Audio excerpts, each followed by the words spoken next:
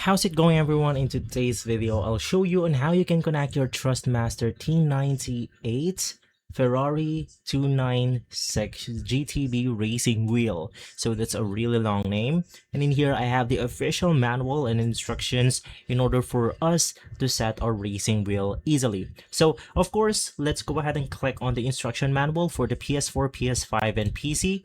And if this is your first time looking at it, it can get a little bit confusing. But don't worry, I'm here to guide you. So this is the only instruction that we need. So the first thing that you want to do is to actually turn on your console. It's the same thing for PS4, PS5, and computers. And then right after, you want to connect your pedals to the actual racing wheel itself. You want to go ahead and use this specific cable.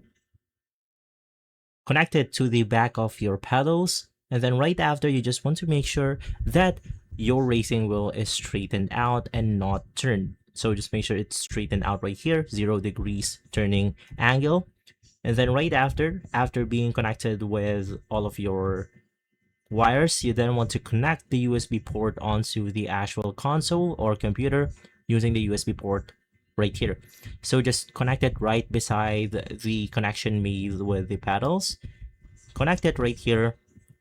And then you want to press on the PS button. Now, this is where most people get confused because there's different compatibility modes. I believe there's something like green, blue, and red. So I believe green is for computer. Let's go ahead and scroll down. And here we can see that green is for computer. PS5 and PS4 is red and blue. So you can just switch between this modes right here to see which one works for your model or your console. To switch between modes, you want to press on the mode button for at least 5 seconds. And while you're pressing it, you want to press the left and right arrow key to switch between different modes. And simply from there, you're good to go. If this video has been helpful, leave a like, subscribe, and follow us for more videos like this. Thanks for watching.